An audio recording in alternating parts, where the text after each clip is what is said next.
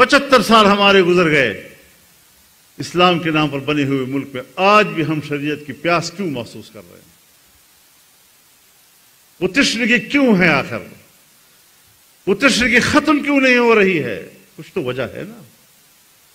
ایک آدمی کہتا ہے میں پیاسا ہوں، تو پیاسا ہوگا تو اس کا کرم نظر آئے گا نا۔ مستی سے تو کوئی نہیں کہتا کہ میں پیٹ بھرا ہوا ہے اور میں پانی مانگتا ہوں، تو پیاس ہوگا تو اس کی بنیاد پر وہ کرب کا اظہار کرے گا۔ اگر آج پاکستان کے اندر عام مسلمان، دینی طبقہ، مذہبی لوگ اس حوالے سے تشنگی کا اظہار کر رہے ہیں اور کرب کا اظہار کر رہے ہیں، تو کچھ تو ہے نا جو نہیں ملا ہے، ہمیں نہیں مل رہا ابھی تک۔ ہمیں سوچنا چاہیے کہ اگر مملکتی طور پر ہمارا کردار یہ ہے تو کیا ہمیں سیرت النبی کی بنیاد پر جلسے کرنے کا حق حاصل ہے؟ کیا نسبت ہم قائم کر رہے ہیں؟ زبانی تعلق تو منافقین بھی اظہار کرتے تھے، وہ بھی کہتے تھے ہم کلمہ پڑھتے ہیں، مسجد میں بھی چلے جاتے تھے، ٹکرے مار لیتے تھے،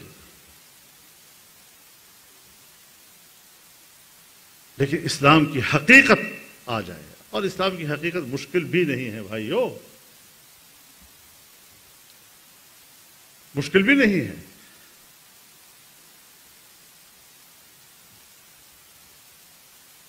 ہم جب کسی منصب پر جا کر فائز ہوتے ہیں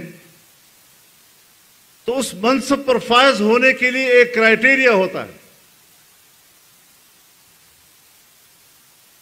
آپ 20 اور 22 گریڈ کے منصب پر پرائمری اسکول کے طالب علم کو نہیں بٹھا سکتے، اس کے پاس کرائیٹیریا نہیں ہے، اس کے پاس علم نہیں ہے، اس کے پاس تجربہ نہیں ہے، اس کے پاس تربیت نہیں ہے۔ تو جب ہم خلافت کی بات کرتے ہیں، امامت کی بات کرتے ہیں، امارت کی بات کرتے ہیں، تو اس منصب پر فائز ہونے کے لیے کرائیٹیریا عبادت ہے، اللہ کی بندگی تو اختیار کرو نا۔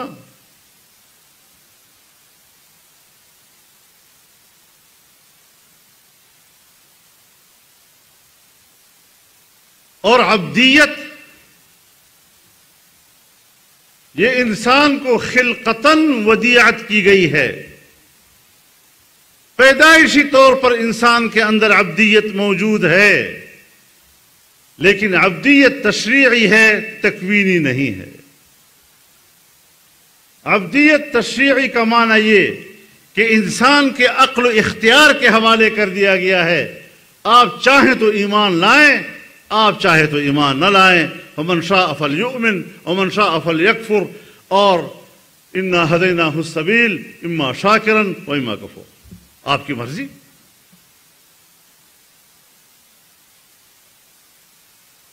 تو پھر جا کر ہم اقتدار کے مستحق بن جاتے ہیں۔ کیا ہمارے اندر وہ عبدیت ہے؟ کم از کم ہم 5 وقت کی نماز پڑھتے ہیں، فرائض ادا کرتے ہیں ہم لوگ۔ جب انسان کے اندر عبدیت نہیں ہے تو اس کا معنی یہ ہے کہ اس کے اندر خلافت کا کرائیٹیریا نہیں ہے، اس کا معیار نہیں ہے موجود۔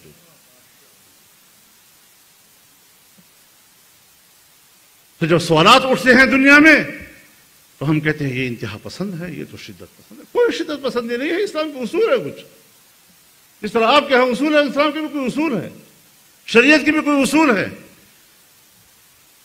اور مملکتی زندگی میں اسلام آپ سے چاہتا کیا ہے؟ 2 ہی تو باتیں چاہتا ہے،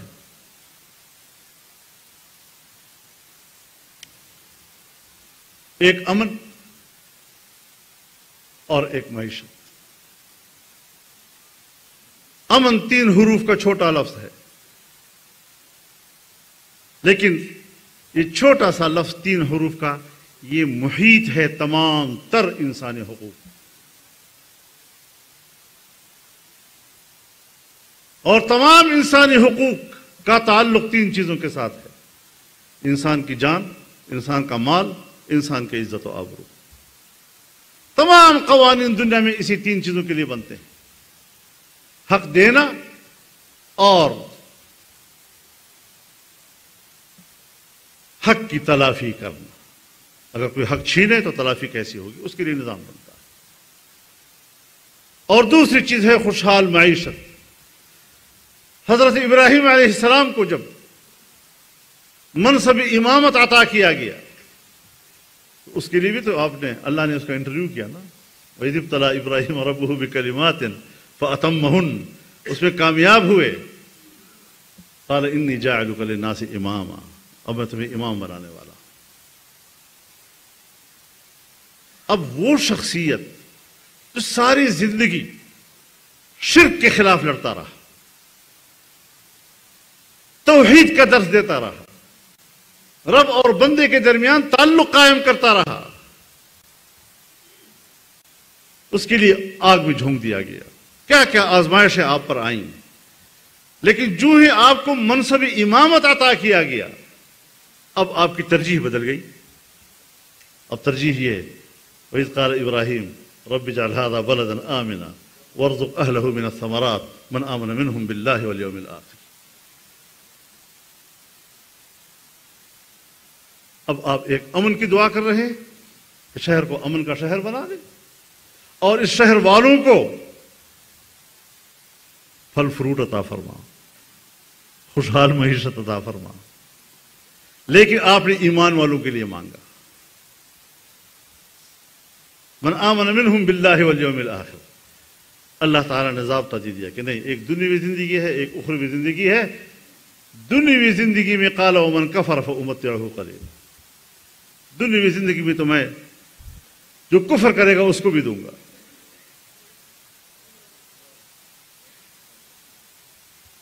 ये दुनिया अल्लाह ने पैदा की है, इस पर इसकी जो नियामतें हैं, इसकी जो तय्यबात हैं, इस पर पहला हक किसका है? कुल मन हर्रम ज़ीनतल्लाहि अल्लती अखरज लिइबादिही वत्तय्यबाति मिनर रिज़्क़। ये जो अल्लाह ताला ने दुनिया की खूबसूरती पैदा की है और तय्यबात रिज़्क़ पैदा किए हैं, किसने तुम पर हराम किए हैं? क्यों आप इससे दस्तबरदार हो रहे हैं? और फिर फरमाया कुल लिल्लज़ीना आमनू फिल हयाति दुनिया खालिसतन यौमल क़ियामा।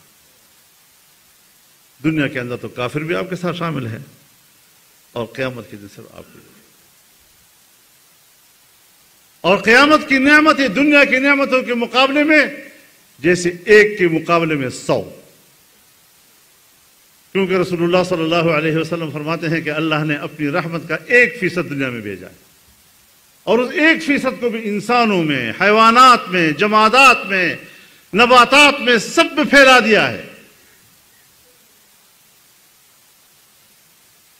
तो जब 1% में अल्लाह ने हमें महरूम नहीं किया है, अल्लाह ईमान के साथ जिंदगी नसीब फरमाए और खात्मा नसीब फरमाए, तो 99 में कैसे हमें महरूम करेगा? लेकिन हमें थोड़ा सा जरा अल्लाह का बंदा बन जाना चाहिए। हम बंदे नहीं हैं। बंदे भी बनो, बंदे तो पुत्र भी बनो।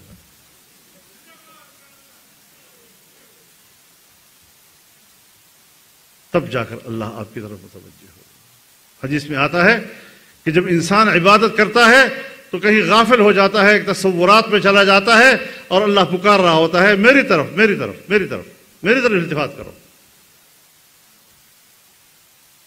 कितना प्यार है उसके अपने बंदे से, मेरी तरफ मुतवज्जह होकर जरा पढ़ा करो।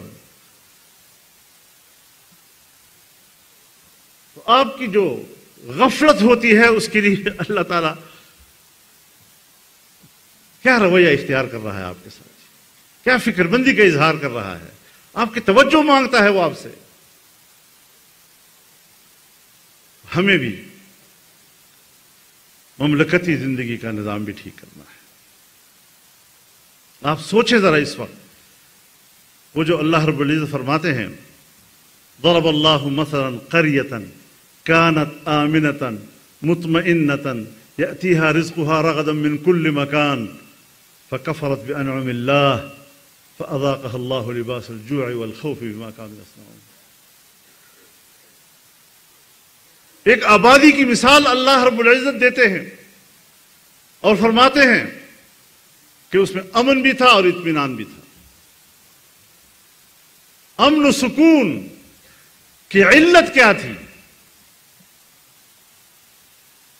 ذرا سوچیں اس کو. علت کیا تھی اس سکون و اطمینان کی؟ یأتیہا رزقہا رغدا من کل مکان. ہر طرف سے رزق کھچ کھچ کے آ رہا تھا ان کے پاس. خوشحالی تھی. یعنی معاشی خوشحالی سے امن بھی آتا ہے اور معاشی خوشحالی سے اطمینان و سکون بھی آتا ہے. لیکن جب ہم نے انکار کیا، اس آبادی کے لوگوں نے ان نعمتوں کا انکار کیا، پھر سزائیں کیا دی؟ فَأَذَاقَهَا اللَّهُ لِبَاسَ الْجُوعِ وَالْخَوْفِ. پھر بھوک اور خوف ان پر مسلط کر دیا. تو ایک معاشی بدحالی آتی ہے، بھوک آتی ہے، بدامنی آ جاتی ہے. کیا ہمارے پاس یہ دونوں چیزیں ہیں یا نہیں ہیں؟ روزگار کے لیے ہم چیخ رہے ہیں. سیلاب آ گیا تو لوگ آج تک سڑکوں کے اوپر پڑے ہوئے ہیں. زلزلہ آیا تو ابھی تک ان کی بحالی نہیں ہو پا رہی ہم سے. ان کو ہم روزگار مہیا نہیں کر سکتے. اور امن و امان کا یہ عالم کہ گھر سے نکلو تو یہ اطمینان نہیں کہ شام کو گھر واپس آؤں گا یا نہیں آؤں گا. اب یہ دونوں عذاب، اس میں ہم ایک دوسرے کو ملامت کر رہے ہیں. تو ذمہ دار ہے اور تو ذمہ دار ہے اور یہ ذمہ دار ہے اور وہ ذمہ دار ہے. ایک دفعہ یہ نہیں سوچا کہ ہم اللہ کی طرف متوجہ ہو کر اپنی تقصیرات کا جائزہ لے لیں اور جناب رسول اللہ صلی اللہ علیہ وسلم کی دی ہوئی تعلیمات کے حوالے سے سوچے کہ ہمارے اندر آپ کی تعلیمات اور آپ کی سیرت کی جھلک بھی ہے. شاید مکمل تو ہم اسا نہیں بن سکیں جی، لیکن جھلک بھی ہے. تو اس لحاظ سے یہ دور ہے، یہ وقت ہے کہ ہم ہر سطح پر، ہمارا ہر ادارہ، ہماری حکومت، ہماری انتظامیہ، ہماری اسٹیبلشمنٹ، ہماری پبلک، ہمارا عوام، ہر ایک اپنی اپنی سطح پر سوچے کہ سیرت النبی صلی اللہ علیہ وسلم کے حوالے سے میری تقصیرات کیا ہیں، اور اللہ نے تو اسی سے راضی ہونا ہے. قل ان کنتم تحبون اللہ فاتبعونی یحببکم اللہ. تو اللہ کو اگر راضی کرنا ہے اور اس کی نعمتوں کو آپ نے دعوت دینی ہے کہ میرے اوپر اترو، تو اس کے لیے تو ایک ہی بات ہے کہ رسول اللہ صلی اللہ علیہ وسلم کی سیرت کی اتباع کرو. تمام انبیاء نے بھی کی ہے اور تمام امتوں نے بھی کی ہے، اور جو نہیں کرتے وہ کفر کر رہے ہیں.